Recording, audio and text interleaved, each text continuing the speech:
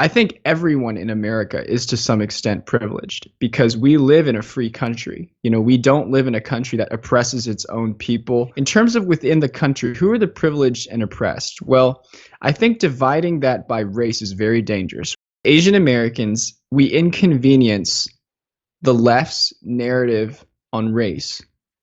When you start treating people on the basis of their race and their background over the content of their character, you are taking away meritocracy in the sense you want to treat people on the basis of background, on things that they cannot control. You're going to damage your culture of excellence at a time when we really need it, when America is competing with China in the tech war, when America is competing with the rest of the world in all kinds of things, at a time when freedom is at stake. We have to protect it, so we have to protect our culture of excellence. Welcome back, everyone. We'll continue my interview with Kenny Xu, the author of An Inconvenient Minority, the Ivy League Admissions Cases, and the Attack on Asian American Excellence. Besides the Harvard admission case, Kenny was also heavily involved in the No Proposition 16 campaign in California in 2020, which successfully defeated a racial preference bill supported by the California legislatures. The campaign was largely led and participated by Asian Americans, which is very rare. Its implication is probably beyond California and beyond Asian American community. So Kenny, you pointed out that you believe the revolution of identity politics is destroying America's culture of excellence. So from your understanding, why is the left is trying so hard to push identity politics? I think that in the left, there are a couple of things. I think that are very well-intentioned people on the left who just want to help what they perceived as lower or underprivileged classes of people. The problem is they get underprivileged classes wrong because you cannot say that the underprivileged are just solely one race or just solely based on race. I don't think that's an appropriate measure of who is truly underprivileged because think of all the low-income underprivileged Chinese and Asian immigrants in Boston and in New York City and in San Francisco who live in Chinatowns and own, small restaurants. Nobody talks about them in the racial discourse today. So I think there is a genuine element on the left to want to help the underprivileged. But there's a more cynical element too. Because of what I said at the beginning, and I talk about this in my book, An Inconvenient Minority, because of what I said in the beginning, about how the government institutionalized race starting in the 60s, and going on to today, where it's become rock hard into our discourse. People's careers are now dependent upon it. You can make very lucrative careers pining on the basis of race. I mean, look at Ibram Kendi. He's made millions of dollars selling his books about how to discriminate against people. His book is called How to Be Anti-Racist. Or look at the head of diversity and inclusion at UC Berkeley. He's making $400,000 a year just talking about this diversity and inclusion, and specifically talking about race and racial diversity. There are careers, there are livelihoods at stake. That's another reason why the left really wants to defend it. In your book, An Inconvenient Minority, what's the message it delivers in terms of how Asian Americans should deal with the situation? First, in my book, An Inconvenient Minority, I propose Asian Americans need to stand up for themselves. That's number one. Stand up for themselves, right? Where are we getting this notion that we need to stand up for other racial groups when we can't even stand up for ourselves? That is largely due because of our lack of cultural capital. We don't have a lot of cultural capital in this country. We don't have as many celebrities. We don't have as many people who are advancing in the culture. And I understand, we want to create stable lives. A lot of people come here from immigrant families and things like that. But that's starting to change. It really is starting to change. I had the honor to be part of the No on Proposition 16 campaign back in 2020. and the No on Proposition 16 campaign, a California-based campaign against race preferences. Race preferences was being reintroduced by the California legislature, by Attorney General Becerra, who is now, in the Biden administration. And he was trying to shove this down California's voters' throats, and Asian Americans rose up in a grassroots fashion, and they said, no, we refuse, to buy into the idea that you want to treat people on the basis of race again. And they organized rallies, we marched, we did media, I helped to do media outreach for that. We mobilized in a grassroots manner, and we beat a campaign that raised 13 times the amount of money that we did. They raised 13 times the amount of money that we did, largely from billionaires and teachers' unions.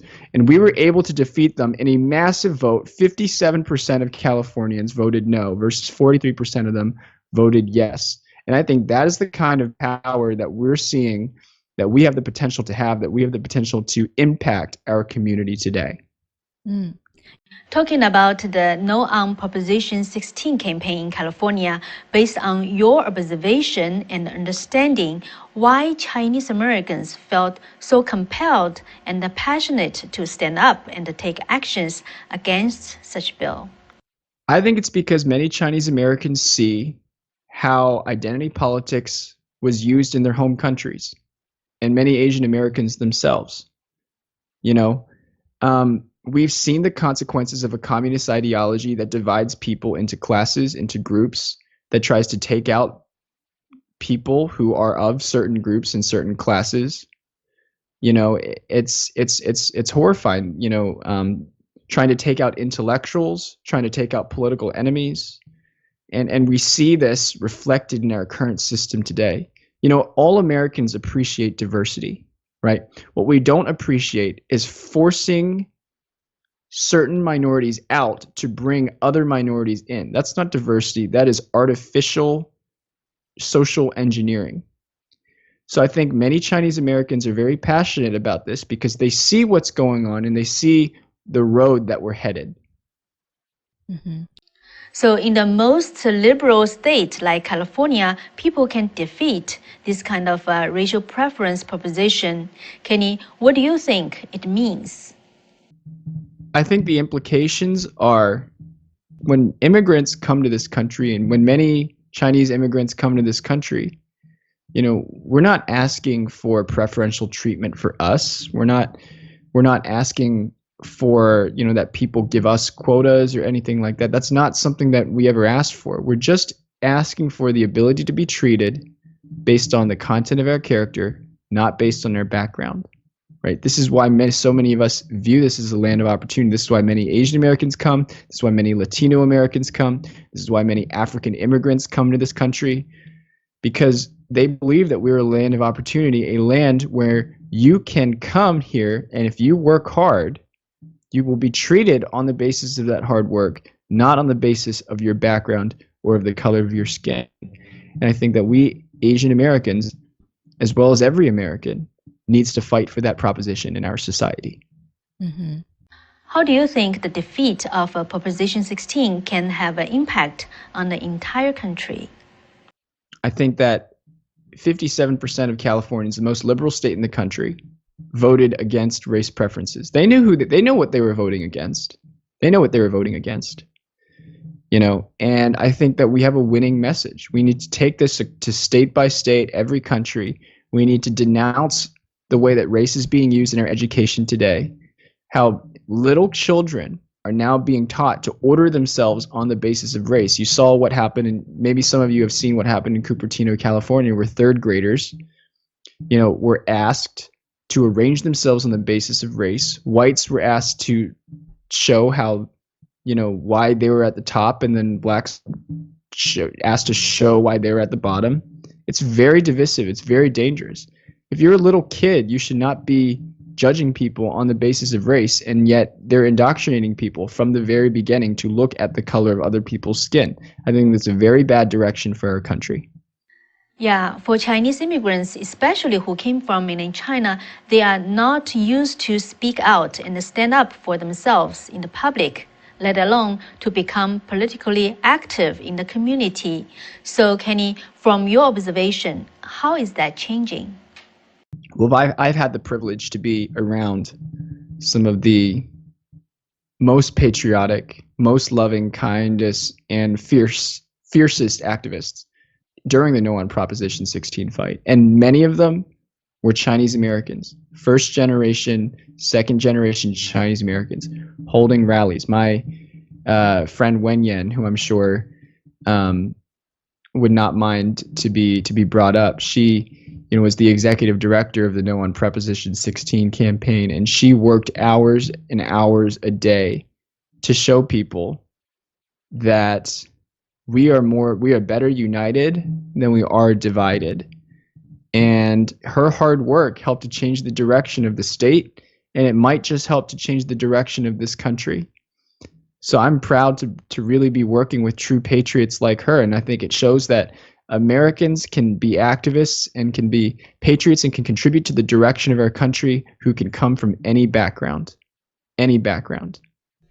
For people who are concerned about the direction of our country could be heading to, Kenny, what can they do? Fundamentally, even though there is so much of this indoctrination going on, we still have a voice. We can make our voice known in public arenas. That's what I'm trying to do with this book, An Inconvenient Minority. This is why I wrote it. I wrote it to speak to my Asian American community and also the wider America at large. But I wrote it in part to help to show my Asian American community that you can stand up, and many Asian Americans are, against even the biggest elites and the biggest fish in the nation, against Harvard University, against the state of California. You can stand up and you can win. And you can win because this is a country that provides opportunities to those who speak up and make their voices known. In civil society, we should join our PTAs. We should join our school boards. We should rally there. We should join our local and state governments. We should, join the media, everything like that. And we should make our voices known through all of these centers because a little at a time makes a big difference. Mm-hmm. Kenny, if you don't mind, I'd like to have your take on a particular question related to the situation of the first generation Chinese Americans who came from mainland China. Many of them just want to focus on having a better life here in the United States and don't want to talk much about what Chinese Communist government did and does in China. So how do you think of that? I think it's more important than ever that Chinese Americans tell their own stories about what happens in their home countries, right? Because what's going on in this United States really is a mirror or the beginnings of what happened in the Cultural Revolution in China. Now, we have a robust system of government. We can counter that. But if you take a look at the trends, people are being divided into certain classes based on race. In China, I get it. There isn't that as much of a racial narrative there, but there's still a division based on identity, based on background, based on, your affiliation with the landowners, based on your affiliation with the intellectuals. That still happened in China, and in here it's the same thing. We need to tell our own stories about what happened, in our home countries, to warn this country about what happens when you go down this path and you go into a direction of a country that divides people on the basis of things that they cannot control. I think that that's a huge thing that needs to go on, that Chinese immigrants especially have a unique voice to be able to share. That's a very convincing voice because they've seen it themselves, they've seen it in their elders, they've seen it in their home countries. I get why the temptation may be to stay quiet because there was so much persecution that went on in your home country. I get why there is a temptation to stay quiet. But in this country, we still have the freedoms that you immigrated to this country, that you risked your life and that you risked your entire livelihood to come to this country to experience its freedom. And that freedom is in danger. So we need to do all that we can to preserve it, to protect it for our children so that they can have a better life. Mm-hmm. Kenny, do you mind telling our audience a bit more about your family background, such as where you were born and how about your parents? I was born in Maryland, but my parents were immigrants from China. Okay. They came to the United States in 1990. My mom is an accountant. My dad has his own small business. And they always taught me to value, I remember, they always taught me to value hard work. They always taught me to believe in myself. And I love my parents because, fundamentally they taught me that you can achieve and you can be where you want to be. And they gave me the freedom to choose, my own destiny. And, that allowed me to say, well, hey, I want to be an author. I want to talk about these very important issues. And they're very supportive of that.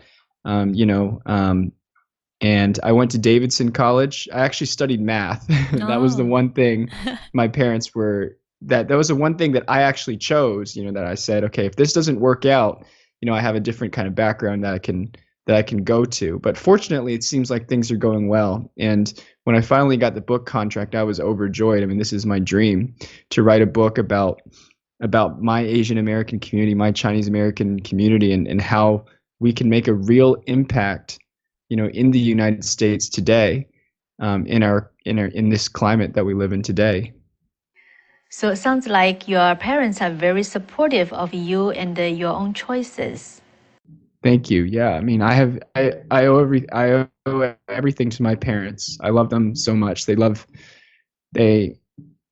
was not the path that my dad expected of me necessarily, but he knew that from a very young age, I love to write. Ever since I was 4 years old, I could write by myself. I wrote my first novels when I was 8, 9 years old. Wow. I self-published a novel when I was 14 years old. So it just kind of like he saw it. He saw where I was going, and he said, "Okay, fine, Kenny. You pursue your dream." And I'm pursuing my dream right now, and it's been so amazing. I've gotten so much support, and I'm so grateful for people like you who really care. Kenny, what's your suggestion to the Chinese American parents? First of all, I would say monitor your children's education very closely. I would say especially ask questions to the teachers about the curriculum that they're teaching. The racial studies and the ethnic studies, I know that's becoming mandatory now in California. It sounds very nice, but if it includes language about racial division or how you're automatically put into this category because of your race, and if the only thing that it teaches is victimization and racism narratives, then I think that there's a huge danger in that for your children. So pay attention to how your children are being taught. The second thing I would say is, I know that when we come to America, we think about the name brands, we think about Disney World, and we think about Harvard University, right? We all want our kids to get into the best schools, and I understand that, and I understand why. But we have a higher education system in America that is very robust, and there's many opportunities to go in many different areas. And I would say that it's more important that your child finds a fit that will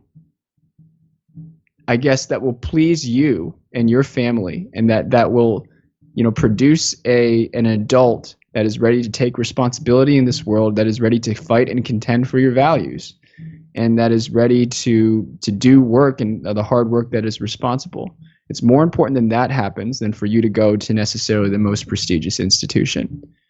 And so really, consider that when thinking about which college you want your kids to go to. Mm-hmm. Who do you think should read your book, and what will this book bring to them? I think that if you are interested in understanding more about the direction that our country is heading, in terms of treatment based on race, treatment based on character.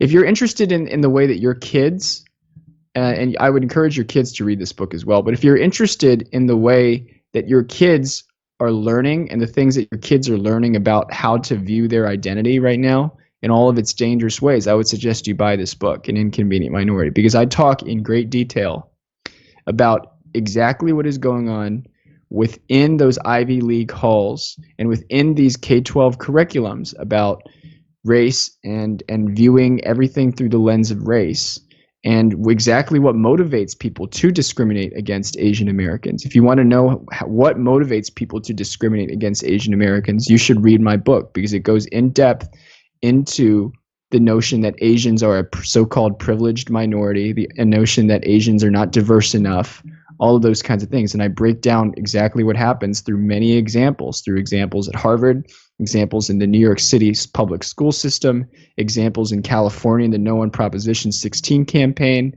It's a hard-hitting book, so I suggest that you read it if you're interested in learning more. Mm-hmm. What do you think the general American audience would get from reading your book? You know, Asian Americans are increasingly coming under attention in the United States, I think for a variety of very important reasons. You know, Chinese Americans and Asian Americans are increasingly working the jobs that are very high skilled, very high tech, that help to power our economy. You know, Google software engineers are 90% Asian American, and people who work in all of these kinds, doctors, your family doctor, more likely to be Asian American. And if you're interested in seeing how they're being negotiated in our society today and how they really inconvenience the narrative on race that is being propagated by the left, by the mainstream left, saying that if you're a certain race, you have to be oppressed, and if you're a certain other race, you have to be privileged, I think that you would benefit greatly from this book. Mm-hmm. Anything else you wanted to say? No, I appreciate it. You know, writing An Inconvenient Minority has been just one of the pleasures of my life, because I get to talk with people like you and stations like you. I'm so grateful. Wonderful. Thank you, Kenny. Thank you, Cathy. That's Kenny Xu, the author of An Inconvenient Minority. The book will be formally published in July, but if you're interested, you can get it now. Thank you for watching. If you like my interviews, please click like, subscribe, and share the videos. I'm Cathy Zhang. See you next time.